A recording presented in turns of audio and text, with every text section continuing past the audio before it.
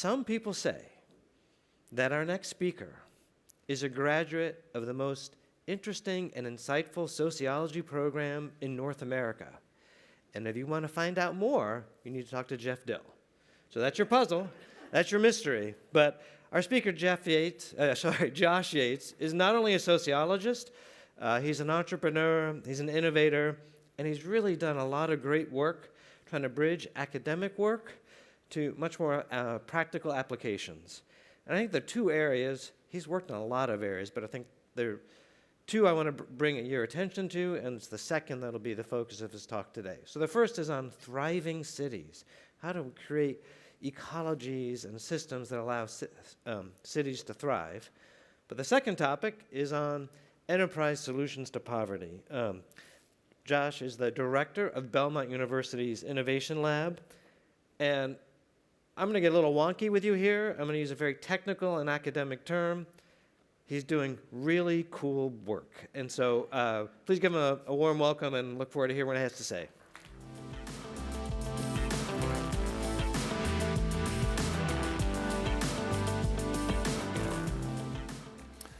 Well, good morning. How are you doing? Good. Well, it's a delight to be with you. And an honor to be on this stage with such incredible researchers and scholars that you're already hearing from, many of whom are working at the very frontiers of human knowledge, and it's inspiring. So thank you for all that you've shared already. There are a few of us who are here to bring you to a different kind of frontier, and that is the frontier of practice. In my case, where men and women around the world are building and testing innovative ways to translate some timeless virtues like generosity and altruism into lasting impact. Now, together, these men and women are trying to solve nothing short of a grand challenge at this frontier of practice. And that is, despite decades and billions of dollars spent in generous giving, progress on some of our most entrenched challenges, from poverty to polarization to climate, remains slow, uneven, and too often unsustainable. Now, this is hardly breaking news to anybody who works in this field, and there are many of you in this room. And yet, I would argue that despite many different attempts to try to solve this grand challenge, we remain stuck. Why? Well, it's a complex situation, and so there are many answers, but the one principal one I want to bring you today is this. I think we're still beholden to a model of generosity that was forged well over a century ago. A model, to put it maybe a little starkly, that was built around intentions rather than outcomes. And as a result, we're largely still using a philanthropic playbook that was crafted for a world where moral conviction was all that was believed to be needed. Where doing something rather than nothing was all that we promoted.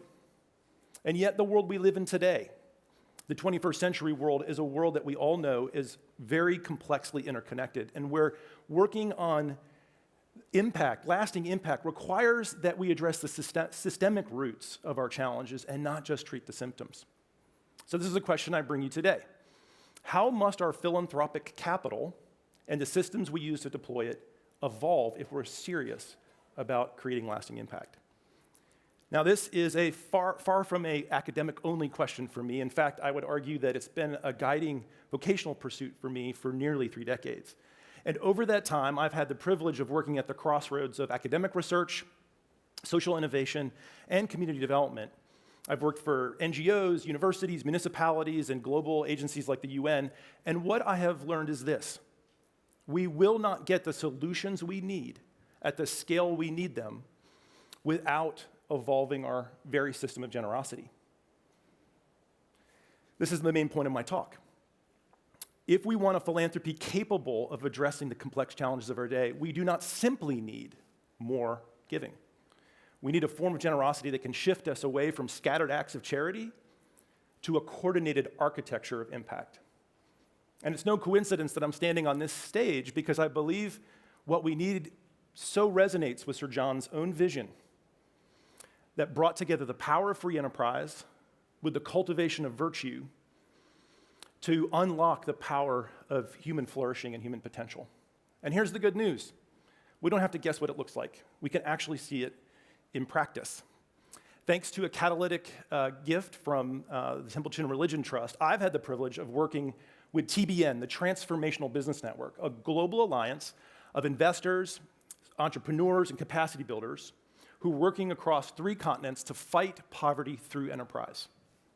Now, TBN, like its co-founder, Dr. Kim Tan, who certainly needs no introduction in this room, I believe exemplifies 4 key elements of this architecture of impact that I think we need. Let me describe them briefly to you. The first is the power of purpose-driven enterprise to solve complex challenges. TBN begins with a fundamental conviction. That is, that the surest and most sustainable way to lift people out of poverty is through enterprise, particularly through the creation of small and medium-sized enterprises, the very kinds of businesses that continue to make up the entrepreneurial backbone of advanced economies around the world. Now, a great example of this is found in Africa, where TBN Africa has launched something called the Zahara Women's Accelerator. Now, this accelerator is trying to address a multi-billion-dollar investment gap for women-led businesses. Now, why does this matter? Well, it matters because study after study shows the same thing, that women are more likely to reinvest in their families and their communities, amplifying the impact of every dollar they earn and make. These are the very kinds of entrepreneurs who will not only build viable ventures, but create virtuous cycles of uplift through business. So again, this isn't charity. This is free enterprise, rooted in dignity, creating value where others tend only to see risk. The second key element is the power of character-based leadership. TBN believes that by investing in the right kind of leaders, emphasizing personal virtue, purpose, and deep local trust, you not only get well-built, well-run businesses, you get the kind of leadership that can quite literally transform people's lives. My favorite example of this is in Southeast Asia, where TBN has come alongside this gentleman, Anil David, the founder of Agape Connecting People. This is a remarkable call center that is staffed by people with disabilities and ex-felons. So Anil is an ex-felon himself, and he didn't just receive investment capital from TBN. He received deep mentorship and authentic friendship that helped him find a new sense of personal purpose and a second chance through business. And thanks to that second chance, he is today a model citizen, a restored father, a mentor to many from similar backgrounds, not to mention he's a trusted employer who's modeling character-based leadership to the employees of Agape. The third key element is the power of strategic capital. Now, there are members of TBN Global Alliance who are building innovative funds that are geared specifically for small and medium-sized enterprises, precisely where capital is scarce and perceived risk is high. Now, this is capital that's strategically built to do what traditional finance often won't. That is, enter early, stay long, and evolve alongside the ventures they're there to support. A really exciting example of this is in the works. TBN is working with one of Africa's largest pension funds to create a really bold 1% debt impact fund, where the pooling 1% of people's retirement savings can be channeled directly into locally led enterprises. And if successful, this would be a massive breakthrough. Perhaps for the first time at scale, African capital would be able to be reinvested in African-led businesses, creating engines of homegrown prosperity and opportunity. The fourth key element is the power of enabling networks. In Indonesia, TBN is cultivating a powerful partnership ecosystem that's transcending a number of traditional barriers and various kinds of lines, like geography, generation, sector, and even faith. A local coalition of universities is coming together to form an enabling network specifically geared towards the next-gen entrepreneurs and ventures in the country. Of particular note is a partnership between TBN and the Universitas Islam Negeri, Indonesia's largest Muslim university. Together, they're creating this innovation hub that's bringing together Christian and Muslim entrepreneurs to build financially viable and purpose-driven enterprises together.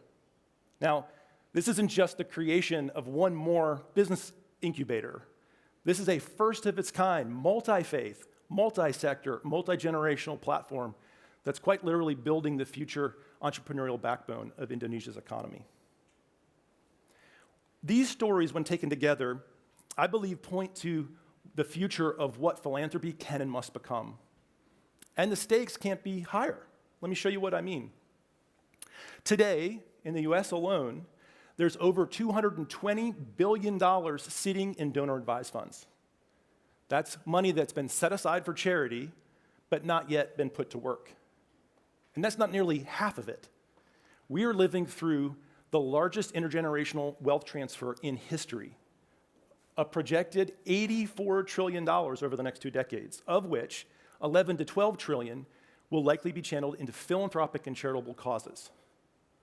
Now, that is a staggering amount of money, but it raises a critical question. How much of that money will go to reinforce the old models, or will they go to fund the architecture of a new one?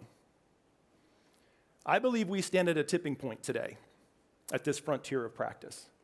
There has been a movement, a maturing movement of men and women, of social impact investors, entrepreneurs, philanthropic innovators around the world who've been working to solve this grand challenge for a while.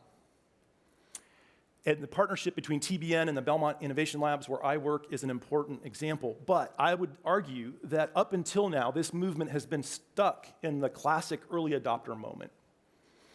So our opportunity, our game-changing opportunity at this frontier of practice today is to shift the momentum in the movement beyond the early adopters and into the mainstream. And to do that, we need the inspired leadership of philanthropic leaders like those gathered in this room to lead the way. And I believe especially those who are carrying forward Sir John's vision, which I believe so closely resonates with what I've been arguing for. For when we do that, I believe the paradigm will finally shift, and we can also shift the power of generosity from being just a private virtue to being a public force for good that our world so badly needs and deserves. Thank you.